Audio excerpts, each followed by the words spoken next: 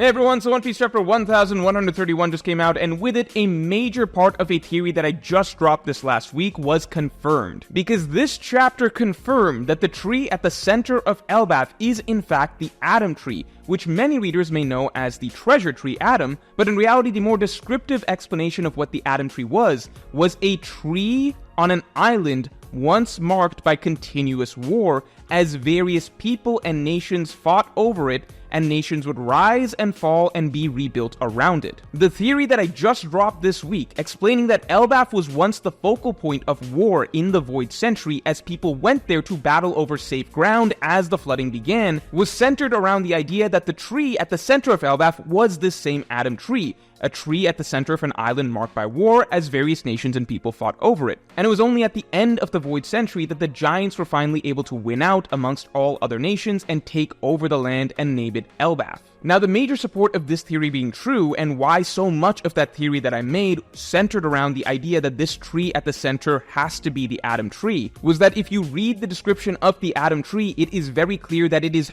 people who once fought over the Adam Tree, and that nations fought here and were destroyed and rebuilt over and over again, meaning that this was a tree in a constant state of flux, and human beings, people, once fought over it, meaning that this was not always the nation of Elbaf. The fact that this was just confirmed to be that very same Adam Tree confirms that this island of Elbaf was not always the homeland of the Giants, but rather various nations and various people fought over here. All going back to the point that during the Void Century, of course this would have turned into a warland, because in the Void Century, of course there would have been a battle over safe ground once the flooding began, and of course the towering Adam Tree would have turned into a focal point of war for all nations and people across the world. Just because the Giants, the strongest race, ultimately won that battle doesn't change the bloody history of all nations and people fighting over the Adam Tree in the past. I encourage you to check out this video for far greater detail in terms of what happened there at the Void Century,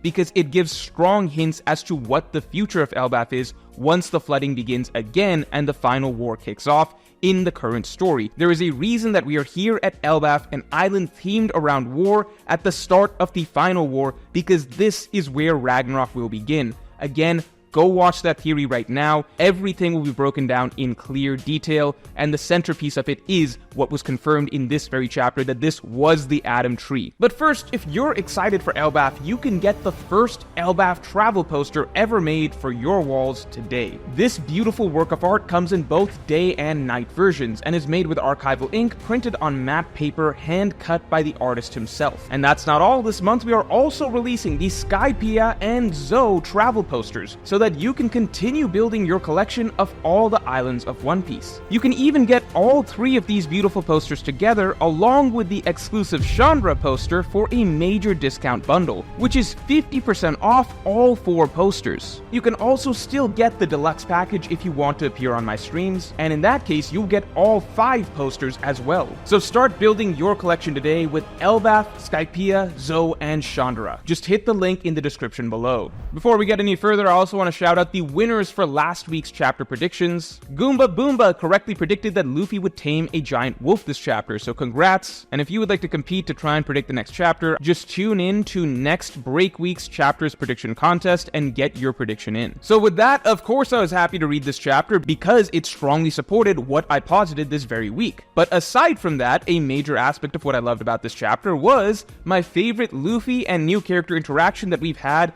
in God knows how long. Loki is quickly shaping up to be one of the most unique characters in the entire story, and right off the bat, he has established one of the most unique character dynamics that we've ever seen with Luffy, period. This is the first character we've ever had who is in a sense matching Luffy in terms of Luffiness, but just with his own sort of slightly more evil and malicious slant. The sharp parallels of natural desire for freedom, the befriending and taming of vicious animals, and most notably, Loki stealing Luffy's gimmick of misnaming other characters, but this time doing it to Luffy himself. That was one of my favorite little interactions that I've ever seen in One Piece. Just seeing Luffy being on the receiving end of someone else just casually misnaming him without a care in the world. And most interestingly, we have Loki believing that he is now the sun god, or set to play the role of the sun god, just as Luffy is the actual sun god. And in that sense, you look at Loki and what are the defining characteristics about him? We see that he is a smiling warrior centered around liberation, much like the description of Nika. It's just that Loki seems to have a far more sinister slant to it. So Loki is set to be a very important foil to Luffy throughout this arc, and whatever role he ends up playing throughout the arc, I think is set to be one of the most unpredictable and interesting ones that we've ever seen,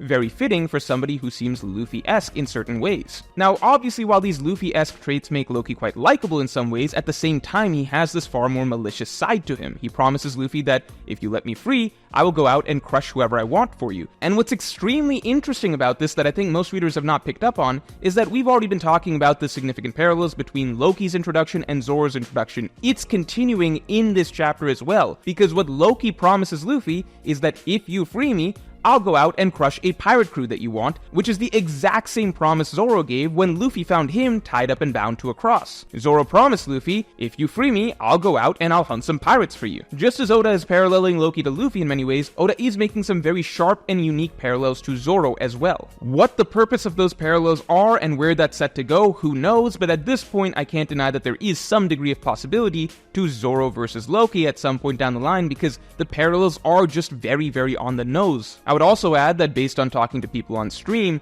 the possibility that, considering Loki doesn't seem to be that pure of an antagonist at this point, maybe he's set to play more of an anti-hero or sort of in-between hero and villain role throughout the arc, I feel like the possibility that Blackbeard swoops in and ultimately kills Loki to take his sun god fruit and therefore play a counterpart role as a dark sun god against Luffy and his own sun god fruit in the final saga, I think that's a strong possibility as well. And I still think that Kid has a very strong dark horse chance of ultimately being the one to take out Loki. So every character that I listed out from the Who Will Defeat Loki video, I no longer believe that Luffy himself will find himself up against Loki as the main antagonist of the arc. Maybe we get a skirmish between these two characters once Loki is inevitably freed, but I think that will simply be to establish how strong Loki is. I do not believe that Loki is set up to be the final villain for Luffy to defeat in this arc, which again is what makes this arc so exciting and goes back to the theory that I've been talking about, which is that in Elbaf itself, Loki is the strongest warrior. It's unlikely that Loki is the main antagonist of the arc, suggesting strongly that the true conflict of the arc will be coming from the outside, which makes a lot of sense because Elbaf is an arc centered around war. The final war is set to kick off. If Ragnarok is going to kick off anywhere, it should kick off here. All signs point to war coming to Elbaf, although again, you can get the full details in that video. I strongly recommend you go check it out right now. Loki also taunts Luffy by making fun of Shanks in front of him, which, of course, just like back in Chapter 1, prompts Luffy to get angry and,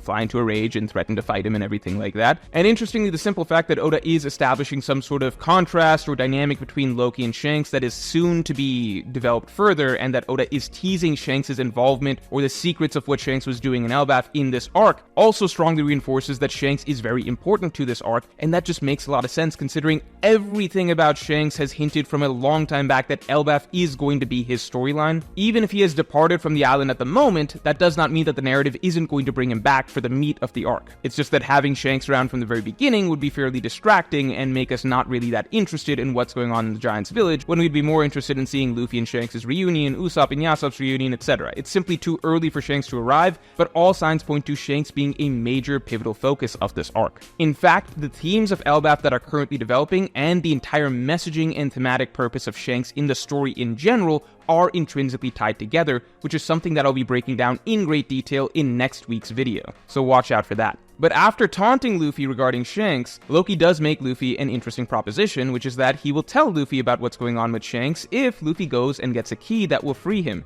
Now, knowing Luffy, this is the perfect setup for Luffy to go ahead and do this crazy thing, because Luffy doesn't know or really worry about the consequences. It's a classic setup wherein first we have in chapter 1130, all these giants talking and hyping up and explaining why Loki's such a big deal and why it would be such a terrible calamity and the end of the world if Loki were to be released.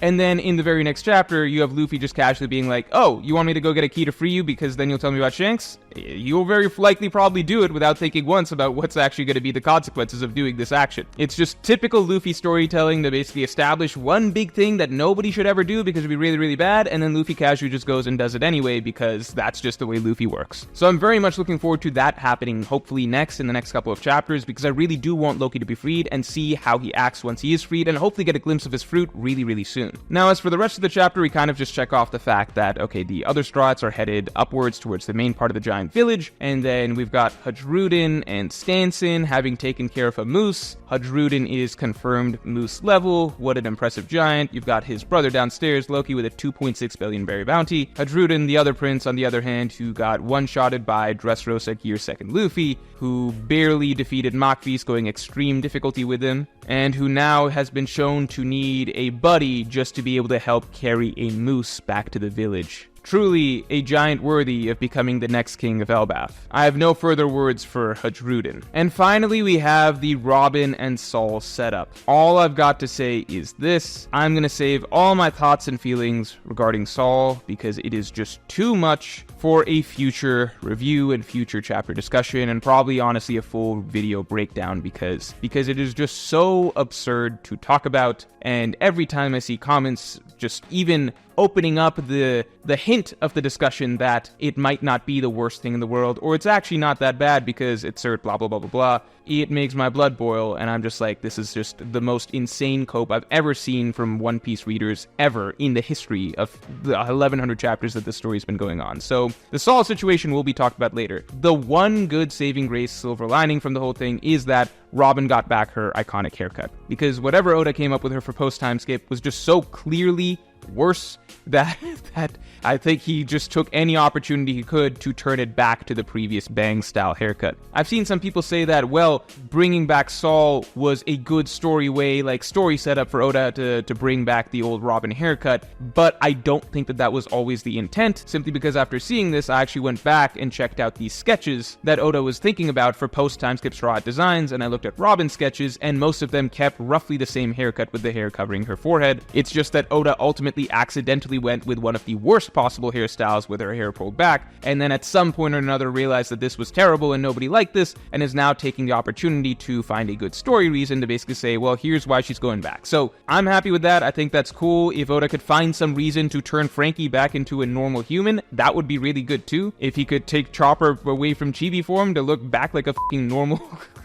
pre-time skip design, that would be great as well. So I'll take whatever. Just come up with some story reason to revert these worst character designs back to their old character designs. I'll be happy. But overall, I did love this chapter simply because the Luffy-Loki dynamic is quickly turning into one of my favorite dynamics in the entire story. And I think he's in contention already, he could turn into my favorite island-specific side character that we've ever had in One Piece. So that's all for this week. Go watch the video breaking down why Elbaf was the focal point for the Void Century War, because that's what is going to happen again in the final saga, and watch out for next week's video breaking down the significance of Shanks thematically in the Elbaf arc. And with that, I'll talk to you all next week.